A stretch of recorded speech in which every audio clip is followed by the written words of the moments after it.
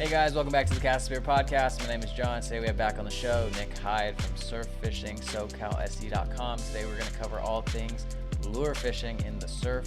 Hey Nick, what's up? Nothing much. How are you? Good, good. Let's dive in. I know you're a fan of the Lucky Crafts, but you were telling me offline that you also hear guys using Zmans and swim baits for crazy fish. So can you give us a little primer of what works here in the surf?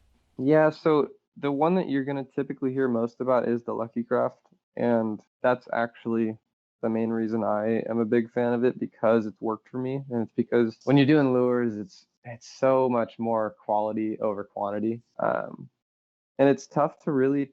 I mean, even for me, I put a lot of time into the surf, and I like to try different things, but it's so tough to really wholeheartedly dedicate multiple sessions to a lure that hasn't produced, especially if you're not seeing a lot of other guys catching online.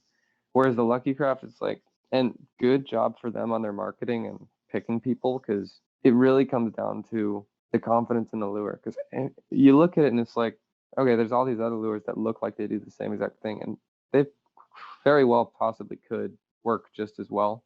It's just, it's proven. The Lucky Craft is proven, and it's really tough to go away from it, especially when I'm trying out this other lure and my buddy's fishing next to me and he just caught two fish and I still haven't caught a fish yet. I'm just like, I should go back. But yeah, I use the Lucky Craft Flash Minnow 110. And I'd say that's what the majority of surf fishermen in here and in SoCal use if they're lure fishing. And your target is, like you said, it's mostly halibut. The funny thing is that I honestly would not have expected at all is you get really big barred surf perch hitting on these things, and especially in the winter time and the early spring, and you get these one full disclosure, I'd say 90% of these big barred surf perch you catch in the wintertime are going to be pregnant females. And if you catch them at the wrong time, they're going to be birthing babies into your hand. So I'd recommend if you're catching big barred surf perch, throw them back.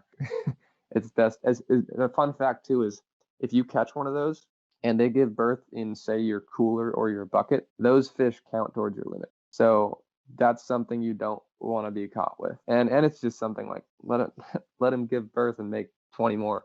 Sure, 15 of them will become halibut bait, but five will last for the next day. But yeah, you'll get barred surf perch, and I've caught my biggest barred surf perch on lures, and I know everybody's. It's funny because surf fishermen go by inches, so not by pounds. So the biggest barred surf perch I have to date was a 15 and a halfer, 15 and a half inches, and for those that's pretty dang chunky, and they fight pretty well. So you'll get those. You'll get halibut. Halibut are a lot of fun, and that's probably the. I know you know all about it being a difficult fish to target. But yeah, you go halibut, barred surf perch. A lot of the more sophisticated and more dedicated lure fishermen have figured out or just gotten lucky with putting in time white sea bass. And typically you're going to get juveniles, but every once in a while you'll get that legal, that's 28 plusers. Some other ones, some cool other ones. Corvina. Have you caught a Corvina ever? I have caught a lot of Corvina down in Baja. Okay. Those Yeah, are and fun. those got the gnarly teeth, and they're all top water technically, but they'll hit on Lucky Craft, and I've had both my buddy and I just on really mellow water days where we're able to wade out really far and find for that specifically we found a couple rips, and that's what worked for us. A couple really nice Corvina, and it's cool because even if you're not using technically top water lures in that clear water, you can you'll see the whole fight.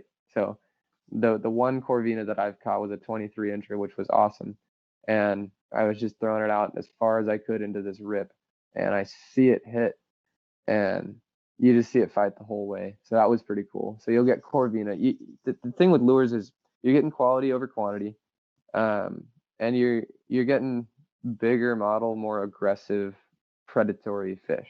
Um, and the possibilities again are endless. I've heard of some guys catching small yellowtails, and then I've also heard both on Lucky Craft and the swim baits, like what you were talking about, the Z-Man, Kitech, stuff like that. I've heard of people catching 40 plus inch white sea bass, 40 plus inch halibut. and massive calico too. Um, what else? That's about it as for what you can expect on the lures. Um, but as far as how to work them, because that's probably the biggest thing for a lot of people, especially with the lack of confidence you can have in them. Like for me, I took 5 years before I even tried a lure in the surf. I was like, Carolina rig, this is how this is how it goes.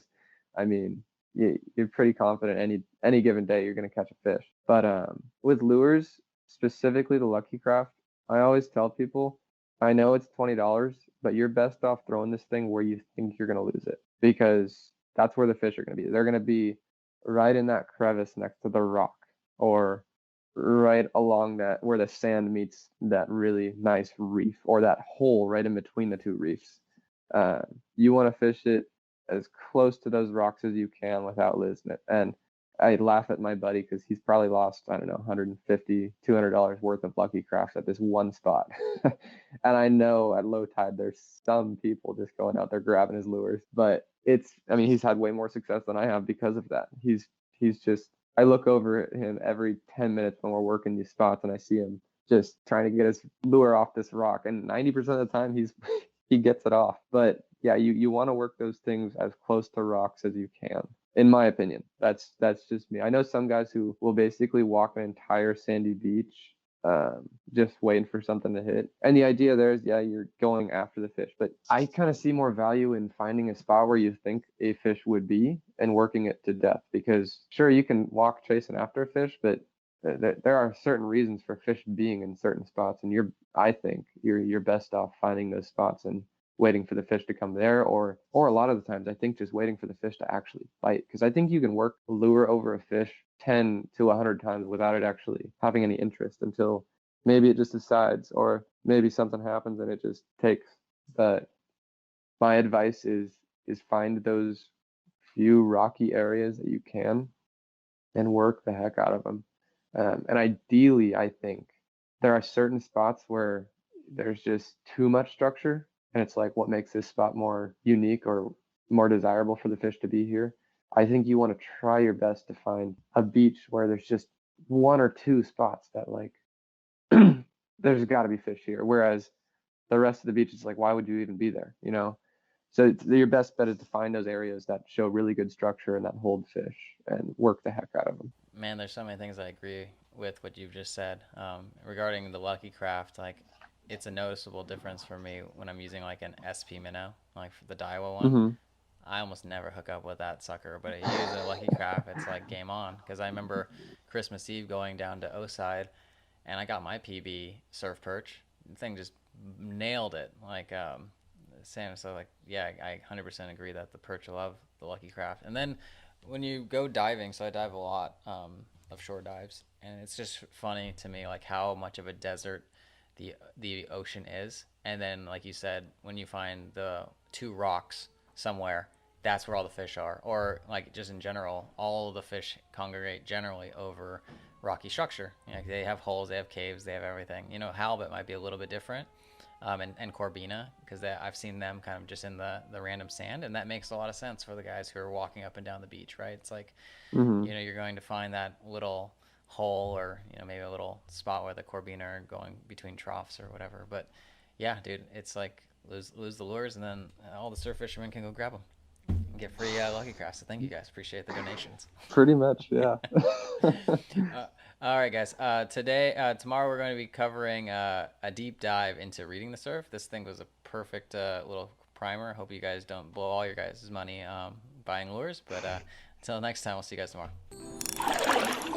Hey, one more thing before you go. If you're on the socials, you know, the Instagrams, the TikToks, the other platforms, follow us. Say hi. At Cast and Spear all over the place. That's at CASTANDSPEAR. I'll see you over there. Chat soon.